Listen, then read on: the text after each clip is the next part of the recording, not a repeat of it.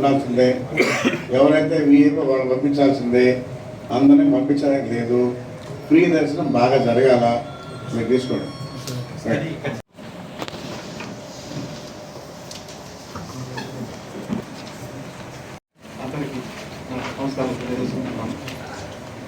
వెంకటగిరి గ్రామ స్వరూపుడైన పోలేరమ్మ తల్లి జాతర ఈ నెల రేపు 27వ తారీఖు శ్రీ కొలుగురు బ్రహ్మచారి జరుగుతుంది.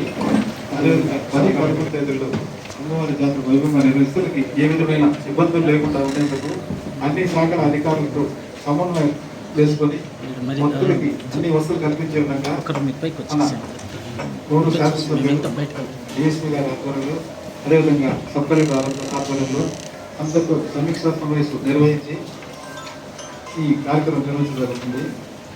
అన్ని శాఖల అధికారులు వారు చేయవలసిన పనులు వివరంగా తెలియజేయవలసిందిగా కోరుతున్నాం.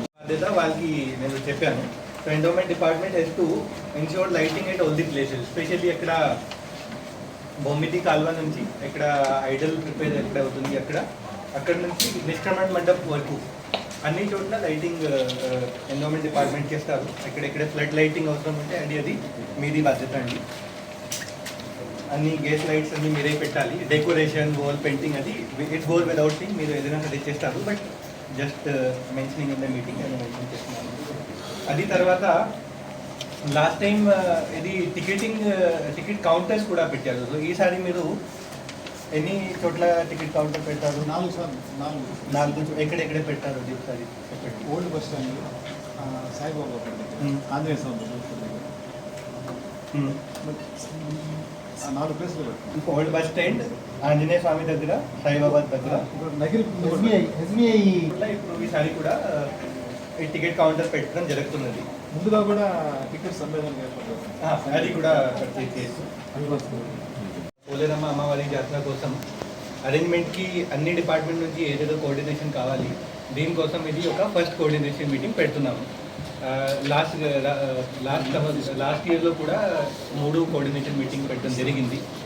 దీంట్లో తర్వాత 2 మీటింగ్ ఇక్కడ జరిగింది. ఇది మన ప్రభుత్వం నుంచి ఇది ఒక స్టేట్ ఫెస్టివల్ కాబట్టి ఇది మన వెంకటగిరికి ఒక గౌరవం. సో దీనికి లాస్ట్ టైం అన్ని ఆఫీసర్ బాగా చేశారు, బాగా కోఆర్డినేట్ చేశారు. ఈసారి కూడా మనం అందరూ బాగా కోఆర్డినేట్ చేసి ఈ ఈవెంట్కి ఒక సక్సెస్ఫుల్ ఈవెంట్ లాగా కండక్ట్ చేస్తాము.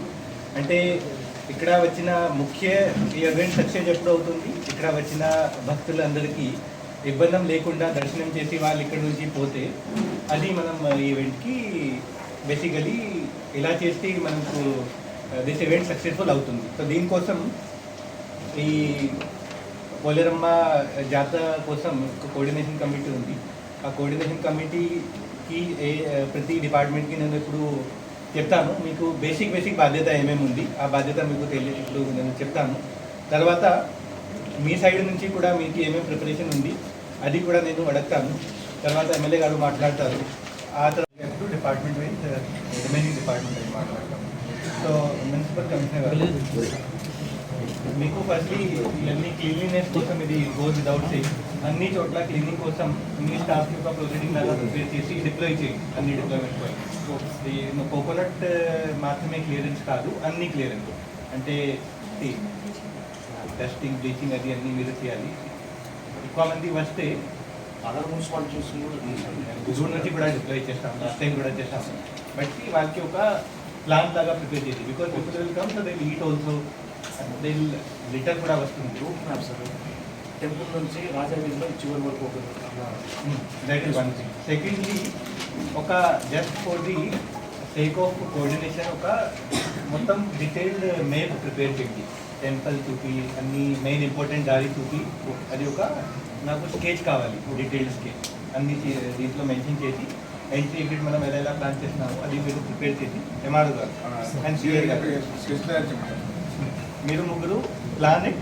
తర్వాత ఇది ఇవ్వండి. ఇది ఆల్రెడీ ఉంది ఒక డిఎస్పీ గారి దగ్గర. ఇది కొంచెం అంటే క్లియర్గా డీటెయిల్స్ పెట్టి ఇవ్వాలి. ఓకే, దెన్ ఐ రీడ్ ఈ డ్రింకింగ్ వాటర్ అందరి కోసం మీరు ఈఓ గారు కోఆర్డినేషన్తో మీరు ఇవ్వాలి. ఎక్కడెక్కడే మీకు పైప్ ఏదైనా లీకేజ్ ఉంటే, లేకపోతే లాస్ట్ టైం ఇంపార్టెంట్ ఇష్యూ అంటే ఏంటి డ్రైనేజ్. సో డ్రైనేజ్ కవరింగ్ అది నేను వెళ్తాను చూస్తాను ఇది అయిన తర్వాత నేను అమ్మవారి దర్శనానికి కూడా వెళ్తాను, చూస్తాను.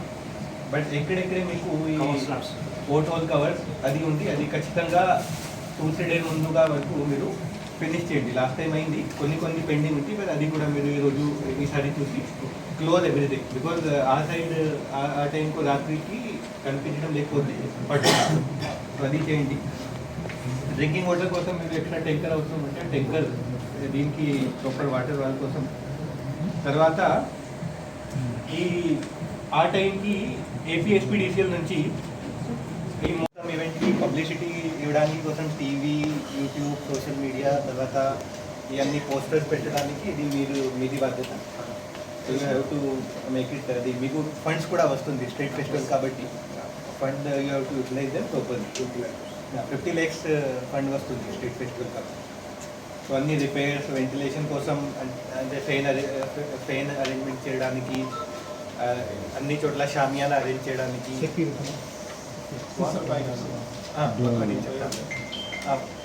తర్వాత వాటర్, బటర్ మిల్క్ కానీ, తర్వాత ఎక్కడెక్కడి నుంచి డిపార్ట్మెంట్ పీపుల్ వస్తారు, పోలీస్ నుంచి వస్తారు, కమిషనర్, కార్పొరేషన్ నుంచి వస్తారు, అది అన్ని డిపార్ట్మెంట్ నుంచి ఇక్కడ 2 days కోసం వస్తారు. వాళ్ళకి ఫుడ్ అన్ని అరేంజ్మెంట్ చేయడానికి బాధ్యత మీది.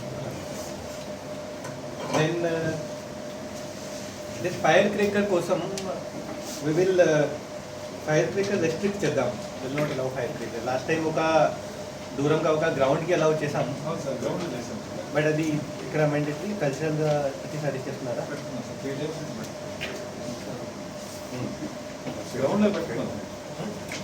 బట్ ఇక్కడ ప్రత్యేక వర్క్ చేస్తున్నారు.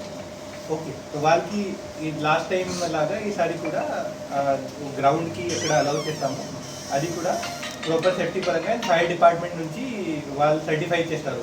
ఫైర్ క్రేకర్కి ఫైర్ డిపార్ట్మెంట్ నుంచి ఎవరు ఉన్నారు సార్? ఎలా చేశారు ఈసారి బ్యారికేడింగ్ కోసం? నాకు ఒకసారి ప్లాన్ చెప్పగలరా, ఎవరు చేశారు? అవుట్ సైడ్ బ్యారికేడింగ్ మీరే చేశారు. క్యూ లైన్స్ మీకు మెటీరియల్ ఎవరు సప్లై చేశారు లాస్ట్ టైం? మీ సైడ్ నుంచి మీరు పెట్టారు. Last year funds municipal payment కాలేదు సార్, కాంట్రాక్ట్ కూడా ఎక్స్పైర్ అయిపోయారు సార్. మున్సిపల్ డిపార్ట్మెంట్ కావాల్సి మేము ఎగ్జిబిషన్ సూపర్విజన్ ఫండ్స్ మా దగ్గర లేదు సార్. ఆర్ఎన్బిలోనే ఫండ్స్ ప్యాచ్ వర్క్ అయితే మేము ఫండ్స్ ఎట్లా సరే మీకు యోగాలిస్తారు, బయట బ్యారికేడింగ్ కూడా మీ సైడ్ నుంచి రావాలి. సో మెటీరియల్ అన్ని యోగాలిస్తారు మీకు, అన్ని బ్యారికేడింగ్ కోసం లాస్ట్ వరకు లైన్కి, తర్వాత ఎక్కడెక్కడే పోలీస్ నుంచి బందోబస్తు పెట్టాలి, ఎక్కడే బ్యారికేడింగ్ మెటీరియల్ మీరు సప్లై చేయాలి. Material will be supplied by MRO గారు. ఇది అన్ని మినిటైజ్ చేయండి, ఇది మొత్తం మినిటైజ్ చేయండి. అన్ని material will be supplied by you and you will be responsible for the certification of safety of the barricading. అది మీ డిపార్ట్మెంట్ కోసం. లేబర్ అంటే మీ లేబర్ యూజ్ చేయండి, మెటీరియల్ మాత్రమే వాడాలి. బాగానే జరిగింది, బట్ ఎక్కడైనా లాస్ట్ టైం కంటే కూడా ఎక్కువ డెప్త్ పెట్టండి, అంటే ఎక్కువ కోర్స్ హ్యాండిల్ చేయగలిగి అలా మీరు బ్యారికేడింగ్ చేయండి. ఈ లైన్స్కి కూడా తర్వాత ఎక్కడెక్కడ వెహికల్ ఆపడానికి బ్యారికేడింగ్ పెట్టాము, అది కూడా ఇది మీది బాధ్యత పడుతుంది. ఎక్కడెక్కడ అవసరం ఉంటే అక్కడెక్కడ డబుల్ బ్యారికేడింగ్ కూడా మీరు ప్రొవైడ్ చేయండి. అదే ఎట్టి పరిస్థితుల్లో కూడా పవర్ కూడా ఆఫ్ కాకుండా మీరు వర్క్ తీసుకోండి. లాస్ట్ టైం బాగా చేశారు, ఈ దెబ్బ కూడా అదే విధంగా చేయండి. అదొకటి, క్లీనింగ్ ఒకటి, వాటర్ సప్లై నా దగ్గర పెట్టండి. ఎందుకంటే ఎక్కడి నుంచి వస్తారు యాత్రికులు, వాళ్ళకి ఎలాంటి అభిప్రాయం కాకుండా. తర్వాత దర్శనం, విఐపి దర్శనం పేరుకే కానీ అందరూ వెళ్తున్నారు. మన వాళ్ళు ఏం చేస్తున్నారు, ముఖాలు అందరూ పంపించేస్తారు. అందరూ విఐపీలు కాదు. ఈసారి స్ట్రిక్ట్గా ఎక్స్ ఎమ్మెల్యేలు కానీ మంత్రులు కానీ అలాంటి వాళ్ళు విఐపీ, వచ్చేవాళ్ళంతా విఐపీలను చూసేసి మామూలుగా ఈ ఫ్రీగా వెళ్ళే వాళ్ళకి ఇబ్బంది లేకుండా. ఎందుకంటే ఎక్కడి నుంచో వస్తారు, అమ్మ దర్శనం చేసుకోవాలని ముందు వీళ్ళు మన రికమెండ్ వెళ్ళిపోతున్నారు, వాళ్ళే ఇబ్బంది పడుతున్నారు. ఎప్పుడు కూడా ఫ్రీ లైన్ బాగా ఫ్రీగా జరగాల, ఎలాంటి అంతరాయం కలగకుండా. దీనికన్నా కూడా విఐపీది ప్రయారిటీ తీసుకోవద్దు, అర్థమైందా? అంతేకాకుండా మనిషిని పెడదాం. ఎక్స్ మినిస్టర్స్ కానీ ఎమ్మెల్యేస్ కానీ వస్తే ఆ మనిషి తీసుకెళ్ళి దర్శనం చేస్తాడు, అంతవరకే. మన గుంపులు కావాల్సి కూడా ఆలోచించేది. ఎవరికైనా లిమిట్ 5 మంది 10 మంది పెట్టండి, అంతవరకు చేయండి. నేను వస్తే నా మీద 100 మంది వచ్చేస్తే కాదు. ఎందుకంటే క్యూలో నిలబడినప్పుడు సఫర్ అవుతున్నాం. ఆ సఫర్ కాకుండా ఫ్రీ దర్శనం బాగా జరగాల. నేను ఎప్పుడు కూడా రికమెండ్ చేయను, చూస్తున్నారు కాబట్టి ఇదంతా కూడా ఫ్రీ దర్శనం ప్రయారిటీ ఉంటుంది. రికమెండేషన్లు ఎంత వద్దు. ఎవరైనా వస్తే విఐపీలు ఎమ్మెల్యేలు కానీ మంత్రులు కానీ ఎస్ఎల్ఏ వస్తే వాళ్ళకు మనిషిని పెట్టండి, ఆ మనిషితోనే దర్శనం. కాబట్టి అందరూ చేసుకుంటారు. ఎందుకంటే మనం 3 గంటలకి ఈసారి ప్లాన్ చేద్దాం అనుకున్నాం.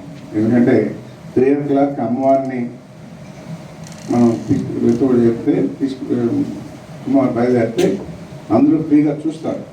ఎందుకంటే 4-5 గంటలకు ఎత్తి 6-7 గంటలు అయిపోయి పైన వాడు మిద్దెల మీద ఉండి వాడు చూడలేక ఎక్కడి నుంచి వచ్చుంటారు, బాగా లేట్ అవుతుంది. లేట్ కాకుండా ఈ దఫా ముందుగానే చెప్పి అమ్మవారు 3 గంటలకంతా బయలుదేరే విధంగా ఏర్పాటు చేస్తే అందరు కన్వెంట్ ఉంటారు.